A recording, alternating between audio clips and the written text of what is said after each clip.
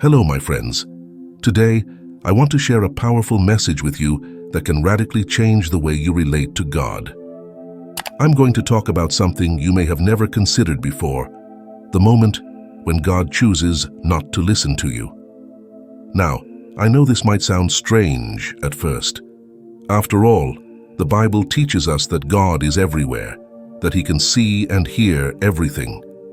But did you know there's a big difference between hearing and listening? Let me explain. Hearing is something we do unintentionally, almost automatically. For example, you might be sleeping and hear the alarm clock go off or a door slam because of the wind. That's hearing. But listening? Listening is something completely different. Listening means you stop, pay attention, something caught your interest. And here we reach a fascinating point. Even though God hears everything we say, He doesn't always choose to listen.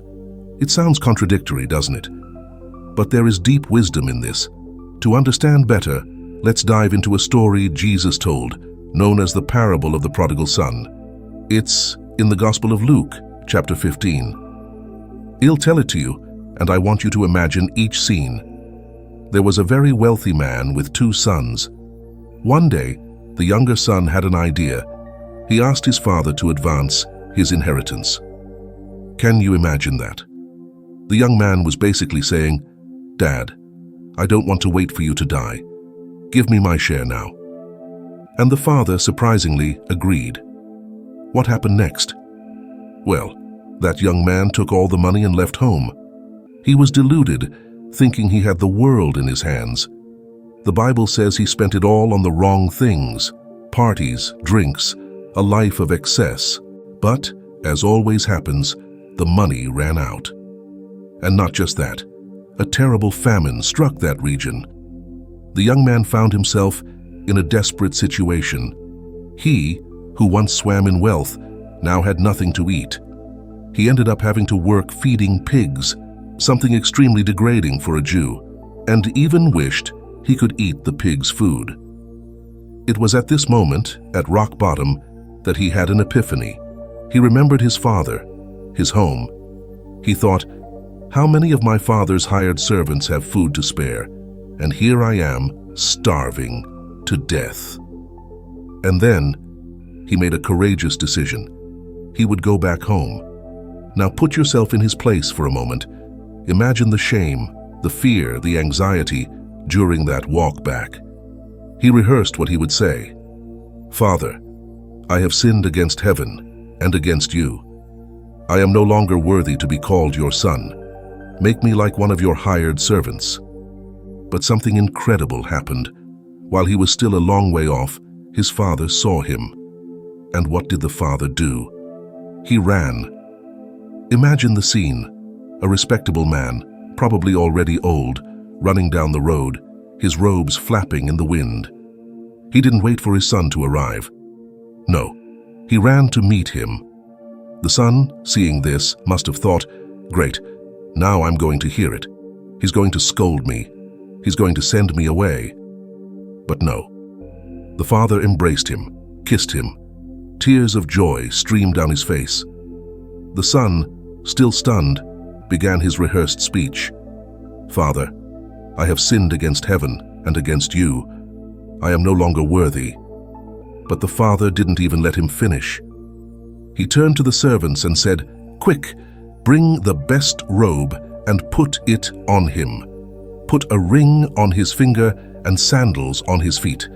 Bring the fattened calf and kill it.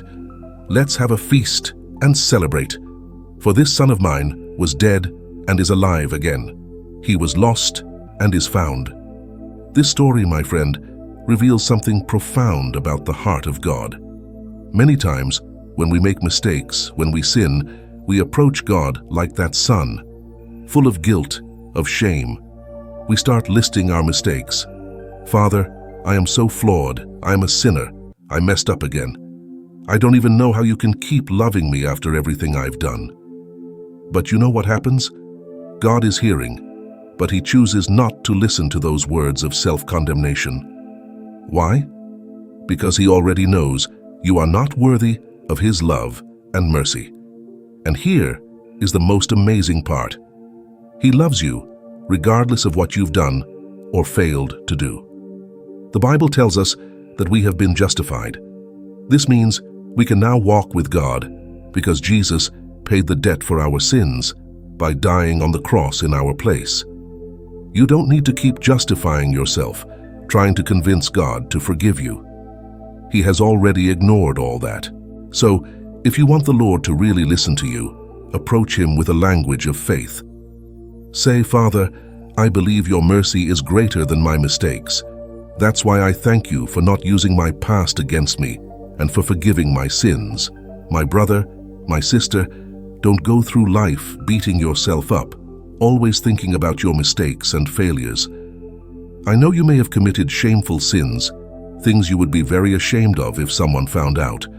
But just like in the parable of the prodigal son, God is running towards you right now. Not to condemn you, not to make you feel guilty, but to love and restore your life. You know who would be happiest to see you feeling guilty and beating yourself up all the time? The devil. Yes, he wants you to condemn yourself for every sin you committed, to stay stuck in your past and not draw near to God because of your mistakes. You can be sure the enemy will do everything to make you feel bad and defeated. After all, the Bible itself calls him the accuser.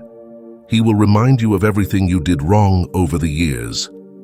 So, if someone is bringing negative things from your past to your mind, you can be sure it is not God. And you know what's worse? Most people accept the devil's condemnation more easily than they accept God's mercy. They believe more in the accuser's lies than in what God says about them. But don't be like that.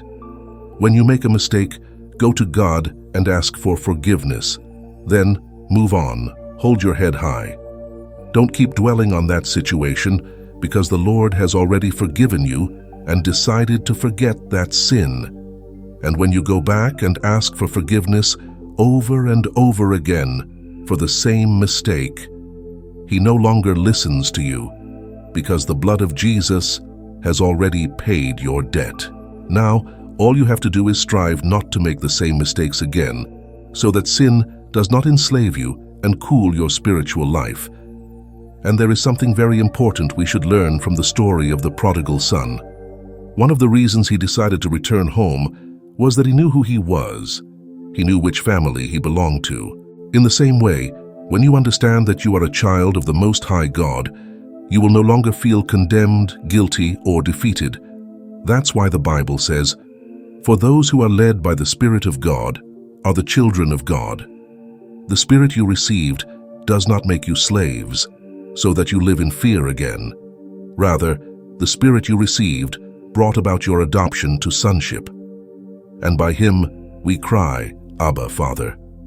My brother, my sister, I hope this message has renewed your hope and made you stop believing the lies Satan has been throwing against your life. He wants to convince you that you made very bad choices in the past and that it is too late to return to the Father's arms.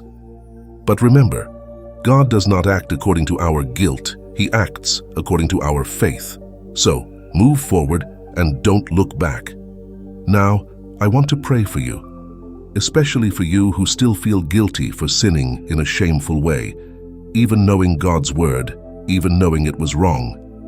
You who went there, got dirty in the mud of sin, and now find yourself in a miserable life where you can no longer rejoice or seek the Lord. I will pray, but I want you to take hold of forgiveness by faith.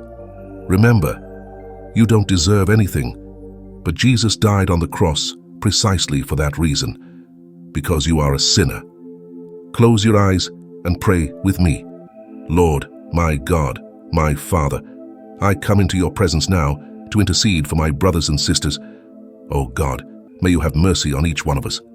Lord, sin enslaves us, sin wounds us, sin separates us from you. But my Father, I want to take hold now by faith that your mercies never end. They last forever.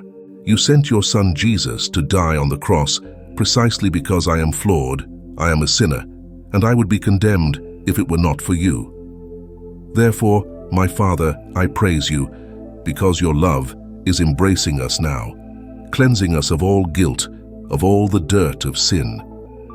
Your word says that if we confess our sins, you are faithful and just to forgive us our sins and to purify us from all unrighteousness. O my Father, our heart is evil. It desires bad things, the things of this world. But I believe, my Father, that at this moment the blood of Jesus is purifying us, sending away all feelings of guilt, of shame, of failure. Therefore, we place ourselves before your presence. Wash us, purify us from our sins, from our sinful desires. Cleanse us from all evil, Lord. See if there is any wicked way in us, and lead us in the everlasting way. Purify our soul, Lord, because we want to live in holiness every day, so we do not lose communion with you. And we declare once again, Jesus is the Lord of our lives. We will not retreat.